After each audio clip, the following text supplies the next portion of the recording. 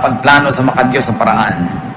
At ngayon, patawarin niyo po kami sa aming mga kasalanan at alisin niyo lahat ng mga sagabal na pwedeng umadlang na para maunawa namin kayo ng lubos.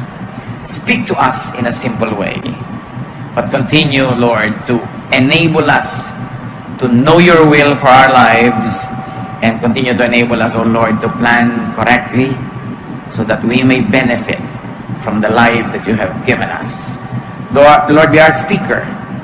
Speak powerfully, mightily, glorify your name, heal us, empower us, open our eyes. In the name of Jesus, your Son, our Lord, we pray with thanksgiving. Amen. How to plan to succeed? Proverbs 16, we'll be reading from the Contemporary English Version. Verse 1, we humans make plans, but the Lord has the final word. So unang-una, sinabi, may plano tayo dapat. Tayo ang gumagawa ng plano. The assumption is we make plans. We should have a plan. Hindi kung ano na lang mangyari, kung ano na lamang ang kahinat na isang araw, na isang linggo, na isang buwan, na isang taon, and before you know it, ng isang lifetime. Sabi nga nila, those who fail to plan, actually plan to fail.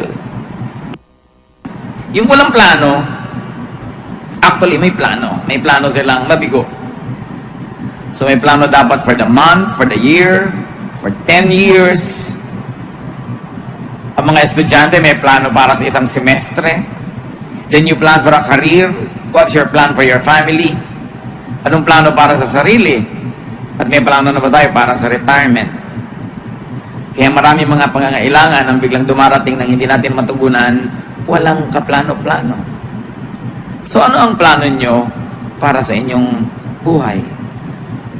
Kung hahati-hatiin ang natitira pang panahon ng ating buhay into 5 or 10-year segments, ano-ano ang gusto nyo mangyari? Siyempre, hindi naman lahat ng plano natin, yun ang mangyayari.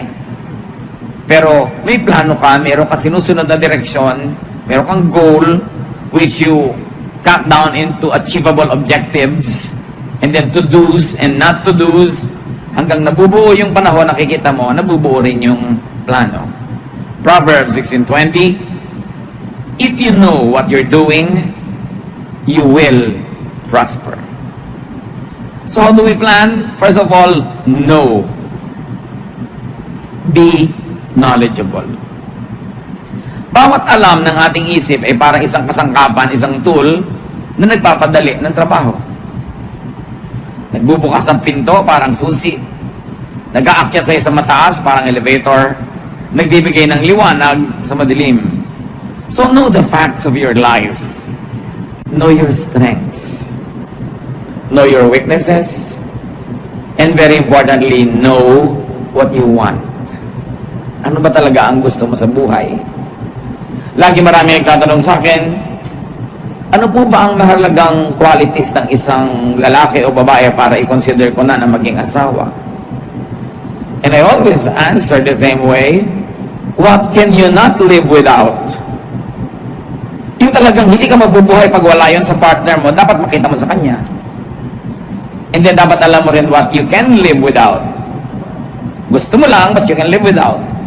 So don't have a partner that doesn't have what you cannot live without. Kaya dapat alam mo talaga kung ano yung gusto mo. Marami kahit sa pag-aasawa, hindi napapatama ang pagpili o ang pagpapakasal kasi hindi naman nila alam kung anong gusto nila sa buhay eh. Na-in love lang sila dahil makapalang kilay. Dahil maganda ang boses, dahil text ng text, dahil thoughtful. Pero mamaya naghihiwalay, nagkakagalit, o impyerno ang buhay together. O kung hindi man impyerno, boring, pinagtsatsagaan na lang, total mamamatay din tayo pagdating ng araw, tapusin na lang to. Ganun lang ba yun? Minsan ka lang mabuhay. So what do you want? Do you want, halimbawa, to have material success? Then huwag ka mai-inlove sa taong walang ambisyon kahit gaano kakapal ang kilay. What do you want? Do you want yung mga matatamis na mga sandali araw-araw? So, pwede ng tamad, basta thoughtful. Diba? So what do you want? It must be clear. At dahil tayo nilikha ng Diyos na unique, meron tayo talagang kanya-kanyang gusto at kanya-kanyang ayaw. So don't have anybody na meron nung talagang hindi mo pwedeng pagtyagaan, na may ugaling ganun, kahit marami pa siyang qualities na maganda, pero hindi mo pwedeng pagtyagaan yung ganito niyang quality, then have someone else. Or don't have anybody at all. Importante na nasasabi natin yun. No. Very importantly, know yourself. At kung may papakasalan ka o magiging business partner, matagal na pagsasama yan, know the other person. Hindi yung parang suntok sa buwan. Kailangan may facts. And over and above knowledge, be discerning. Hindi lahat ng bagay nalalaman, pero yung mahalaga, nararamdaman. Kailangan may pakiramdam ka. Ito bang gagawin kong negosyo? Kahit sa alam ko maganda, pero ano ba yung nararamdaman ko? Ano ba yung kutob ko? Spiritual beings tayo. Nilikha tayo sa image ng Diyos. Meron tayong espiritu. Kaya meron tayong ibang dimension ng pagsukat sa mga bagay. Hindi lang yung knowledge by facts. But what does your spirit tell you?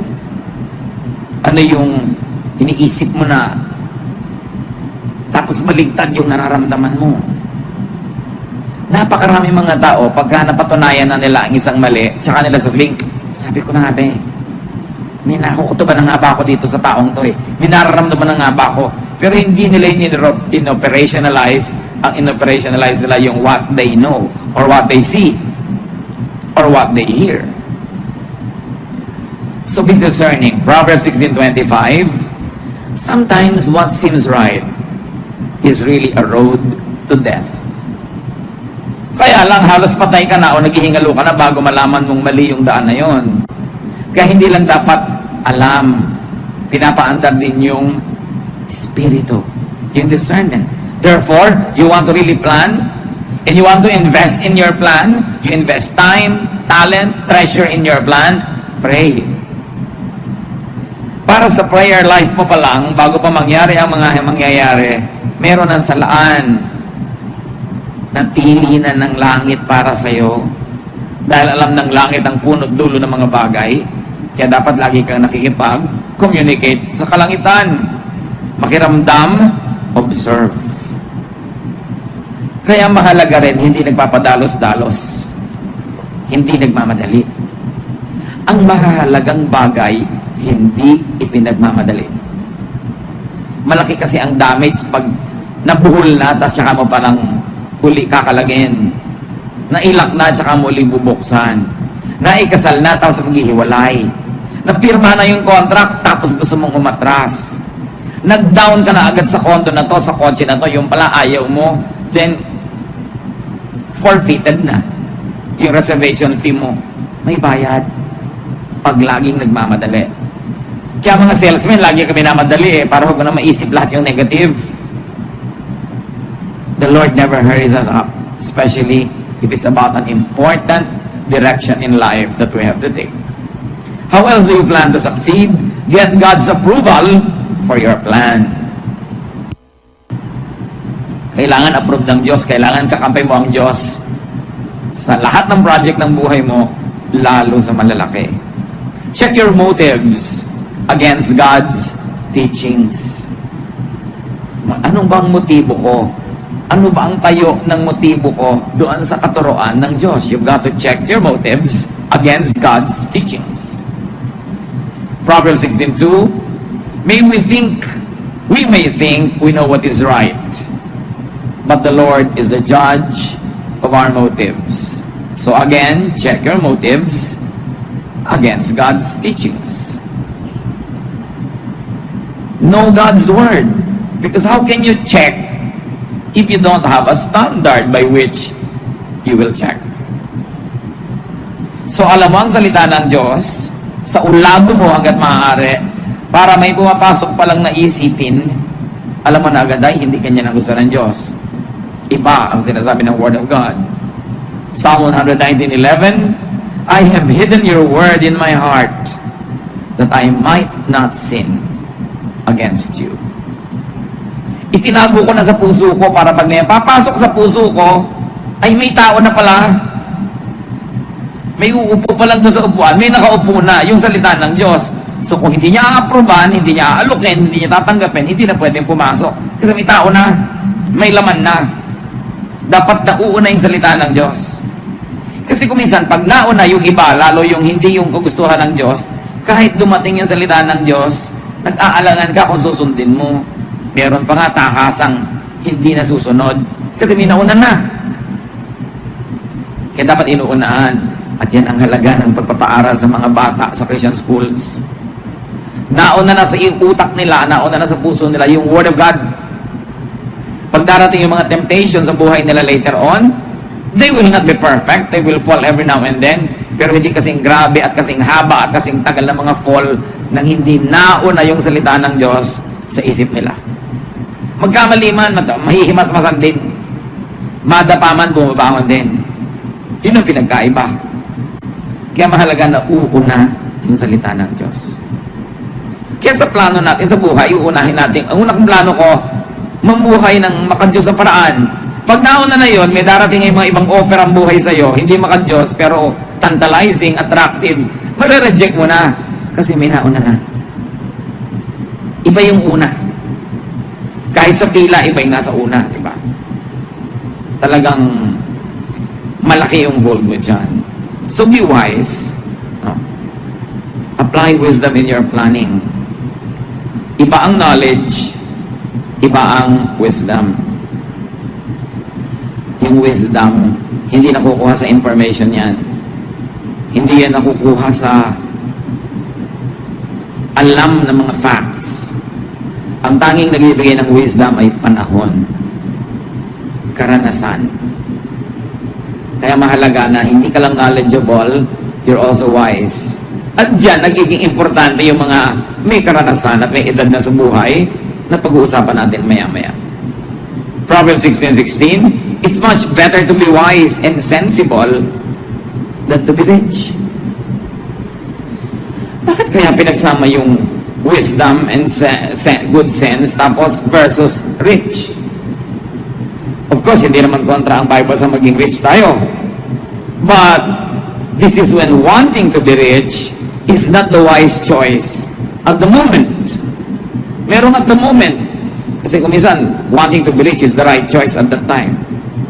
Paano malalaman ngayon that it's not wise to want to be rich? When pursuing wealth will destroy your relationship with God. Then it's not wise. It's not wise at this time to want to be rich. Pero ayan na, ino-offer na, ang bilis yumaman. Pero masisira ang relasyon mo sa Diyos. It's better to be wise and sensible than be rich in a way that will destroy your relationship with God. So do not use evil ways. Magpaplano ka na rin lang, huwag kang gagawa ng plano na merong evil devices. Magpaplano kang yumaman pero may deception. Magpaplano ka na manalo pero may daya. Magpaplano ka na mabuhay pero may papatayin ka. Kailangan walang ginagamit na masasamang paraan sa plano. Kasi di ba napag-usapan na nga natin, kailangan kakampi mo ang Diyos. Paano kanya kakampihan kung masama ang plano? Proverbs 16:17, God's people avoid evil ways. And they protect themselves by watching where they go. Malayo ka pa naman, nalalaman mo na kung saan patungo yung landas na yan eh.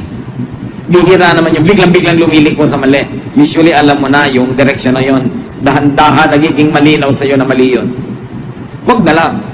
Atras na lang. It's not worth it to destroy a relationship with God for wealth. Kasi kahit gaano karami yung pera mo, pag hindi ka naman pinayagan ni Lord na ma-enjoy yun, hindi mo rin ma-enjoy yung pera mo. Pero kung kasama ka ni Lord, gusto ka ni Lord pag-enjoy yan, kahit konti lang yung pera mo, na-stretch. Ang daming nangyayari sa konti. Iba na yung nabubuhay tayo sa favor ng Panginoon. Do not be proud in planning. Proverbs 16:18, too much pride will destroy you. So kung proud yung paraan mo ng pagpaplano, Yung nagiging mayabang ka kahit sa sarili mong mga magulang, sa mga pinagkakautangan mo ng loob, sa mga dapat mong igalang, sino magsasabing magtatagumpay ang ganong plano? And never plan for pride. Bakit naman po nagbabalak kayo na ang laki-laking bahay ang ipatayo? Aba, siyempre, para matalo natin yung kapitbahay natin, walang kwentang plano yun. Bakit gusto mong makatapos ang napakataas na pag-aaral? Uho ko ba sa karunungan? Hindi. Para matalo ko yung mga pinsan ko. Pinakamataas ang title ko. Bakit naman kailangan natin ng kotse? Para makapagyabang tayo.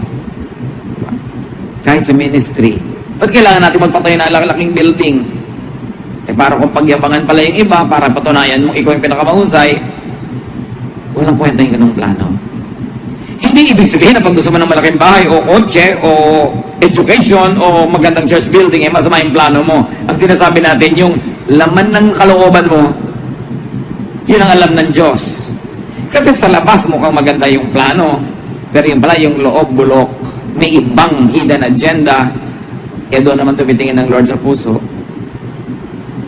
Kaya dapat tinetest mo ang sarili mo against God's word and against your own conscience. Ito bang pinagsasasabi ko ay totoo? Ito ba ay tama? Gusto ko ba talaga na maging excellent only because I like to serve God excellently? O gusto ko magpa-impress? May isang ayaw na ayaw ang Panginoon, yung pride. At ang mga taong proud, laging hirap ang loob. Kasi una, takot silang hindi magtagumpay dahil gusto nilang i-maintain yung pride nila. O kaya hindi sila matahimik dahil lagi nilang binabantayan yung achievement ng neighbor nila, baka sila malampasan. Hindi sila peaceful kasi lagi sila nakikipag-compete. Kaya it's much better to be humble. Yung hindi mo itinataas ang sarili mo, tapos hindi ka nga tumaas, o di walang sisihan. Wala kang dapat itago, wala kang dapat pagtakpan. Relax ka lang. Mahirap yun, nagme-maintain ka nang hindi mo kaya. O lagi kang natatakot na baka hindi mo na ma-maintain next time. So don't ever leave space for pride when you plan. So pag nagpaplano tayo ngayon mga kapatid, tinatanong natin, para ano ba to? Para papangyabang? Do not plan with ungodly people. Psalm 1:1 says that, blessed is the man who does not walk in the counsel of the wicked, nor does he stand in the way of sinners, or sit in the seat of mockers. Pinagpapala ang mga taong hindi nakikipagmabutihan, nakikisangkot, nakikisa sa mga masasama. Damay-damay kasi yan. Ang ganda ng plano, pero yung kapartner mo hindi mabuti, bali wala. I remember some years ago, there was a very successful developer of buildings, of condominiums. Tumawag siya sa akin, sabi niya, I have a very short question, Pastor, but I need your opinion. What is it? There's a very big business that I can do. And I support missions and missionaries and churches. And out of this project, I can support so much more of God's work. But there's only one question that's in my mind. So what's the question? The potential business partner is a man of another religion, a religion that we really cannot accept. We cannot even tolerate, not accept it. It's so different from the way we believe. And he also is very supportive of his religious missionaries. Sabi niya, so the business will be good for both of us if we are friendly in the boardroom. And what is your counsel? So sabi ko, okay, kikita ka ng maraming pera, makakasupport ka maraming missionaries and churches. Pero yung kapartner mo ganun din, makakasupport din siya ng maraming missionary and churches sa kakontra ng church natin. So magkaibigan kayo sa boardroom pero ang mga missionaries siya nagbabakbakan sa mission field. I don't think it's a good partnership. It was billions of pesos and this guy just canceled it. So kami niya, yes, I suspected that that's what you'd say. So called off yung plano. Kasi yung mga kapartner, hindi ka lugod-lugod sa Diyos. Lalo naman yung magpapakasal ka, partnership yun. Kasi yung partner mo, hindi ka lugod-lugod sa Diyos para sa'yo, huwag kang matakot mag-cancel kahit may imbitasyon na. Na-print na po yung invitation eh. I-refund na lang kita, anak. Huwag mo na lang ituloy yung kasal. Magkano ba yung imbitasyon mo? Kung yung dahil lang ganun, mapapahiya po kami. Mapapahiya din kayo pag naghiwalay kayo 5 years from now. Ngayon na kayo magkahiyaan para hindi lumaki yung damage. Tayo mga anak ng Diyos dapat free. Hindi ka napipilitang gumawa ng isang bagay dahil lang kahiyaan, dahil lang kasubukan. Behave like free people. We have been redeemed by the blood of Christ to be free. Ayaw mong kainin yung isang bagay, kakainin mo dahil nahihiya ka.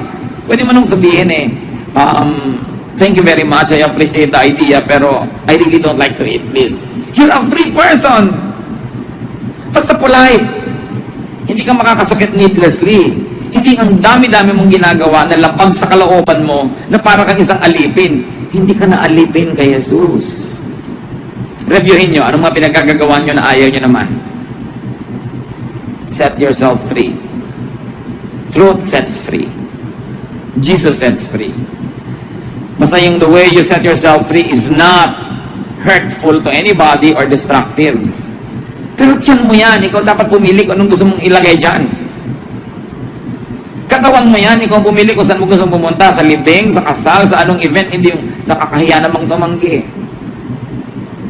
Nabubuhay ka para maging matulungin, pero hindi ka nabubuhay para pagbigyan ang lahat ng gustong ipagawa sa iyo ng tao. Yung sunod-sunuran sa napakarami mga tinig, yun ang maliligaw sa buhay.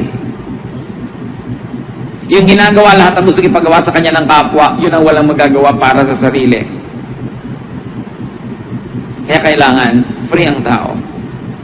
And you are free not to pursue any relationship that is ungodly. Kahit may mga sabit-sabit na dyan, ayusin na lang. Pero hindi dapat ituloy dahil lang napasubo na.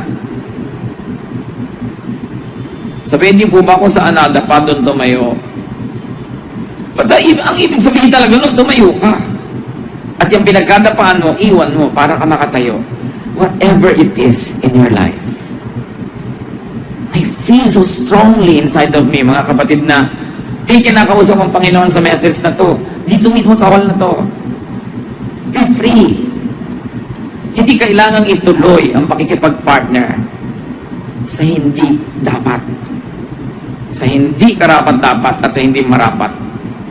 Proverbs 16:29, don't trust violent people. They will mislead you to do the wrong thing. Hindi basta-basta nagtitiwala. At kung nagtiwala ka man, nakakita ka ng dahilan para bawiin ang tiwala na yon, bawiin mo. Hindi ka kailangang mapasubo. At tulad ng binagay natin kanina mga kapatid sa pagpaplano, listen to and get wise advice. We have said, and let me repeat it, wisdom is not knowledge. Wisdom is not information. Wisdom is time, experience, age, filtered by wise and prudent remembrance. Kailangan natututo tayo sa bawat pagkakamali. Kaya ang daming mali, yun ang may potential na maging napakatalino. Liban na lang kung paulit-ulit yung mali.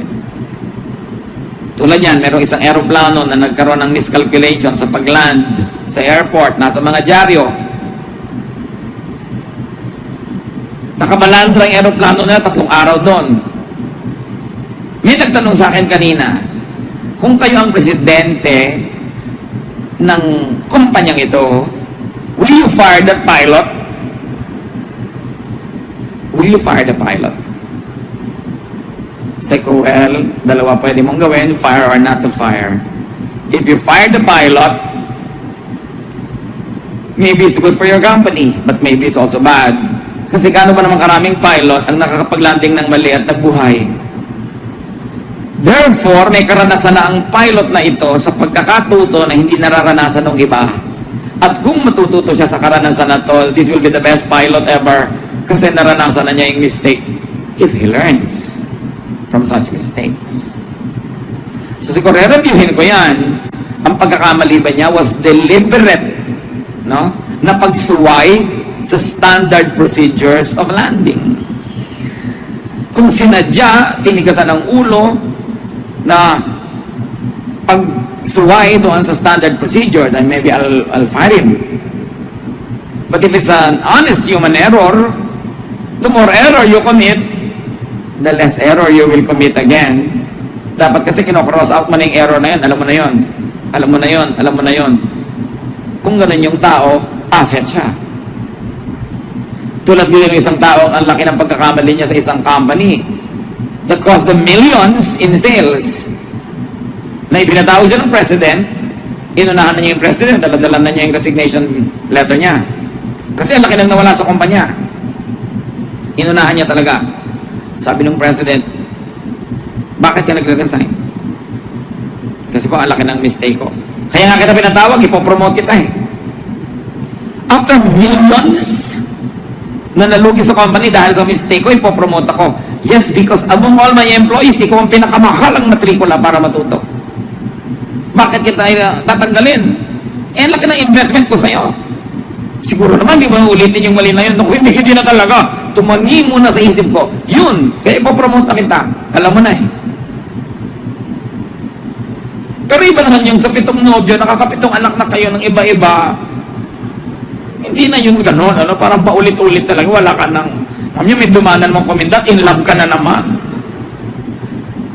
Dapat natututo ka. So alam niyo yung nagkakamali, valuable na person yun. But depende kung aanin niya yung pagkakamali niya. Hindi niyo agad tinatanggal, inaalis yung nagkakamali. Kung matalino yung nagkamali, asset na yan. So listen to wisdom. Proverbs 16:31, gray hair is a glorious crown worn by those who have lived right. Liban na lang nagpaday. Sabi, alam niyo yung mga matatanda, meron talaga yung silbi. Kahit hindi yan marunong magbukas ng TV, kahit hindi yan marunong mag-text, kahit hindi makapag-Facebook, although marami na rin nag-Facebook, may alam yan na hindi nyo alam.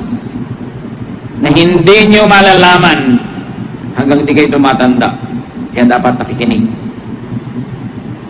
Iba ang karanasan. Iba yung karanasan na hinubog ng panahon. Sinala ng paglilini-lini at pagninilay-nilay. At pagkatapos, parang napakaraming nyog na kinudkod, ginata, naging latik. Ang dami mga latik na karunungan na matatanda. Ikaw nyog pa lang dahil bata ka pa. So mahalaga makinig. Huwag magpapadalos-dalos. At mga anak, always listen to the advice of your parents. Because unless they're insane, your interest will be foremost in their agenda. At kahit hindi ka agree, pag naging magulang ka na, malalaman mo, tama pala si nanay. Kasi naging nanay ka na, kaya mo nalaman. Mahalaga makinig. And then, you want to succeed in life, plan to be in control of your temper. Put your temper under control. Proverbs 16:32, controlling your temper is better than being a hero who captures a city.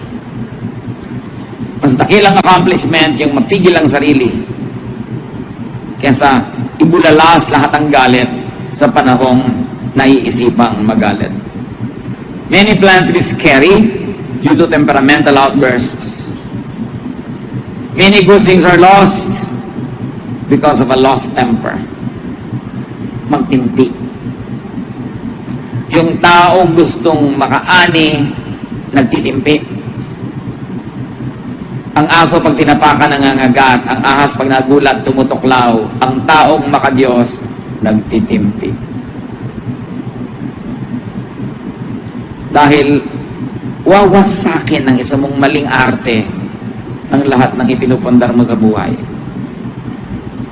Isang maling ginawa mong nainis sa'yo ang tao, you lost the business forever. Tatandaan ninyo, kung pera goods, mawawala, pero you will maintain the goodwill of a person, maintain the goodwill. Huwag yung magharimunan ka, masikil mo siya, makuhanan mo siya, malamangan mo siya ngayon. Ang hindi mo alam, ang dami mo pang negosyo, dapat ang kinita. Kung patuloy kanyang tinangkilik o inirefer sa mga kakilala niya. Pinakamahalaga relasyon. Walang hihigit sa magandang samahan. Kahit nalugi ka pa ng konti ngayon, yung tao naman, generally speaking, mabuti. Maalala niya yung kabutihan mo at pag dumating ang panahon na meron siyang kakayanan o kapangyarihan, susuklian ka niya, gagantihan ka niya. Pero kung ang itinanim mo sa kanya mali, gaganti rin yun. Pero ang bigat ng ganti. Yun yung mga sinasabi ng mga matatanda no, na naghangad ng kagitna, isang salop ang nawala. Bagamat wala na nagsasalop ng bigas ngayon. Pero yung ibig sabihin, gusto lang nila kalahati, pero ang nawala isang buo. Nagharimunan, gusto makalamang, gusto makasigurado, gusto makakabig. Nakakabig ng konti, but their ignorance does not even make them realize what they have lost. Kasi ang itinatanim, inaani. Sino sa mga tao nakadil ninyo sa negosyo, sa buhay, ang nalamangan nyo? Yung at this point, this very minute, lamang kayo. Hindi nyo na i-deliver ang binayaran niya o kalahati lang ang deliver nyo. Akala nyo, okay na, tapos na, limot na. Hindi nyo nalilimutan ng taong na-offend. Inutangan nyo, hindi nyo na binayaran, akala nyo, nagkalimutan na. Hindi nakakalimot ang nagpautang. At kung makalimot man siya, hindi nakakalimot ang Diyos. Meron kayong sinaktan nun, hindi kayo nag-sorry, akala nyo wala na. Hanggang ngayon, patuloy kayong sinisingil ng espiritu nung naganap. Kahit hindi kayo singilin nung taong na-offend. Dahil kung anong itinanim, siyang aanihin. So, plano. Pagplano ng mabuti. Maganda yung goal, maganda yung method, maganda yung pamamaraan, maganda yung technique. How can you go wrong? Pagganda ng pagpaplano sa buhay. Nakikinig sa payo, nananalangin, hindi nagmamadali, at ginagawa ang lahat ng kaya. Do what you must. Yan ang pinagkaiba ng panaginip sa plano. Anong pangarap mo? What is your dream in life? Madali mag-dream. But you must have a plan. Iba ang dream, iba ang plan. Yung dream, nangangailangan nyo na makatulog ka para maganap yun. Yung plano, ginagawa mo habang gising ka. Habang gising ang ulirat mo, ang diwa mo, ang katawan mo, ginagawa mo yun. Execute your plan. Matapos mong manalangin, humingi ng payo, alamin ang dapat alamin, nagpasya ka na, do it. Do not fear. Ecclesiastes 11:4, if you worry about the weather and don't plant seeds, you won't harvest a crop. Pagka ayaw mo magtanim dahil baka umulan, baka magtag-araw, baka magtag-init, baka magtag-tuyot, hindi ka na makapagtanim ever. Hindi ka na aani. Ayaw mo na mamuhunan dahil ayaw mong malugi.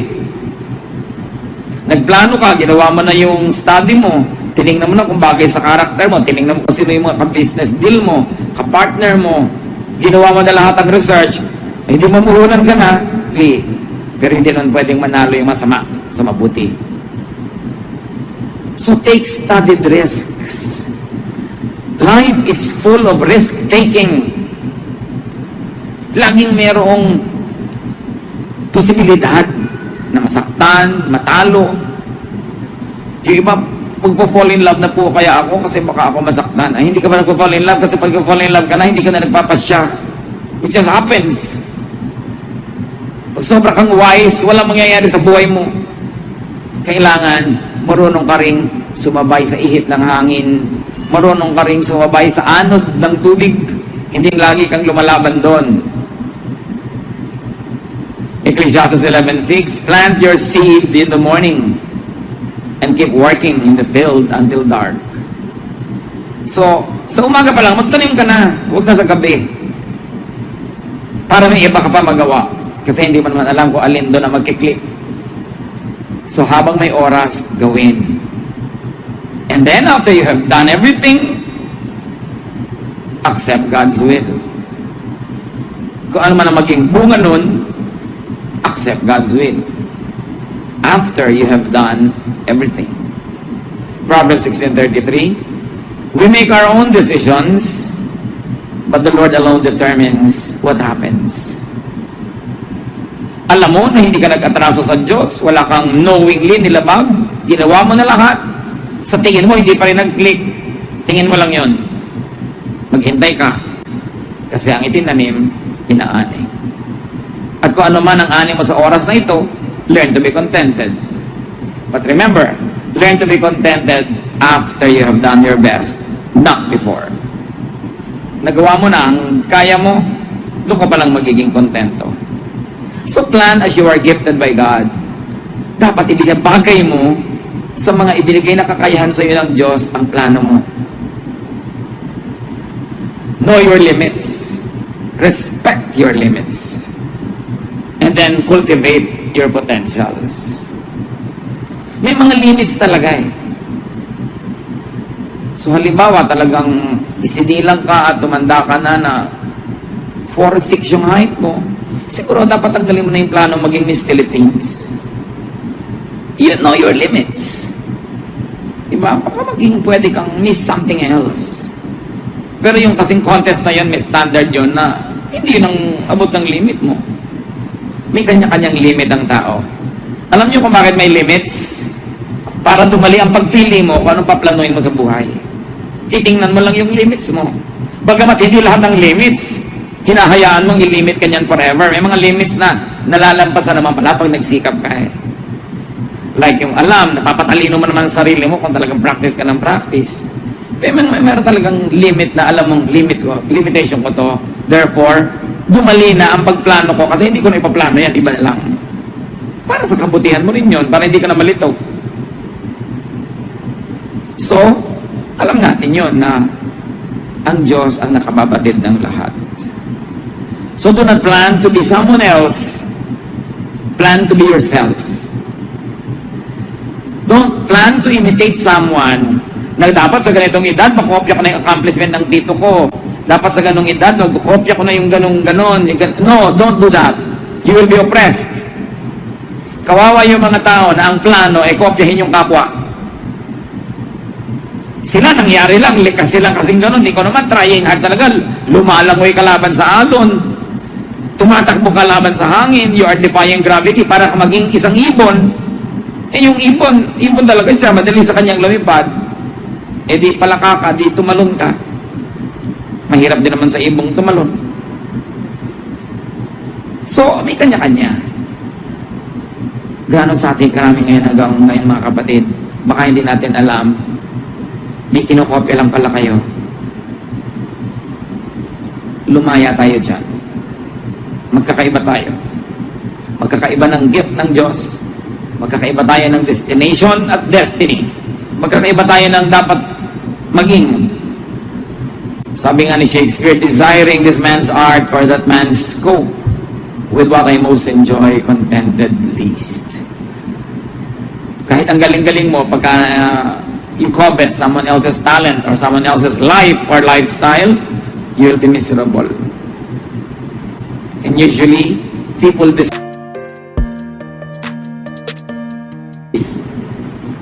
kaya yung mga naiinggit, ang daming ginagawang masamang gawain. Kasi gusto nilang sirain yung kinakainggitan nila. Kung hindi ka magiging ganon, dapat hindi rin siya ganon. And that is evil. We have to come to terms with ourselves. So we can plan well and live well. Be yourself. Be as God planned you to be. And very importantly, help others achieve their goals. Help others realize their plans. Mga kapatid, huwag kayong hahadlang sa katuparan ng plano ng kapwa. Do not knowingly stand in the way. Do not knowingly stunt people's attempts. Do not knowingly be a hindrance. God will be your opponent because God has a plan for that person. And don't stand in the way because the Lord will tolerate no such kind of enemies. Mag-review tayo, baka may mga taong nakahadlang tayo sa plano nila. Alam niyo ba na kumisan magulang mismo ang hadlang sa plano? Gusto ng anak maging ganito, pero gusto ng magulang maging ganun siya. Yung tao nakakaalam ng sarili niya, ng talent niya, ng hilig niya, pero i-impose ng nanay, kailangan maging dentist ka. Lahat ng kapatid ko, dentist. So, sinong naging sagabal sa katuparan ng plano ng anak? Ang nagmamahal na magulang. Kasi mali ang pag-define niya ng pagmamahal. Ang mga tita mo, mga successful dentist, gusto ka maging successful ka rin, therefore maging dentista ka. Eh, hindi naman pala yun ang calling ng tao sa buhay. Nakakabulag kuminsan ng pagmamahal. Akala natin, mas alam pa natin kung ano ikakabuti nung may sariling katawan just because mahal natin siya. Set people free. One of the best gifts that parents can give to their children is to set them free to pursue who they are. Hindi pa niya ikaw laging manaig. Kaya ang unang-unang nagaganap pag may isisilang na bata, nalalagot ang puso. Ibig sabihin, this person will be a distinct individual. This person will not have to be needlessly attached to you for life. That the first act of motherhood, of parenthood, is to cut the umbilical cord and let the child become his or her destiny. Eh kung gusto ng Diyos na ikaw laging masunod sa anak mo, di dapat wala ng patid, di may pito kang anak, di may pitong nakakabit sa'yo, lagi mong kasama, kung saan ka pupunta, kasunod mo sila. At hindi na sila kakain, yung kainin mo, yun ang makakain nila through the pusod. Kaya nga nilalagot ng Diyos. Yung nilalagot ng Diyos, huwag niyong i-reconnect. Alam ng Diyos ang ginagawa niya. Hindi ibig sabihin na hindi na kayo magpapayo, magmamahal, magkakaroon ng togetherness. But you allow the person to be what God planned him or her to be. Maganda yun. Huwag tayong humadlang. Mga kapatid, tayo yumuko sa Panginoon at magbulay-bulay. Salamat, Panginoon, sa paalala na dapat kami may plano.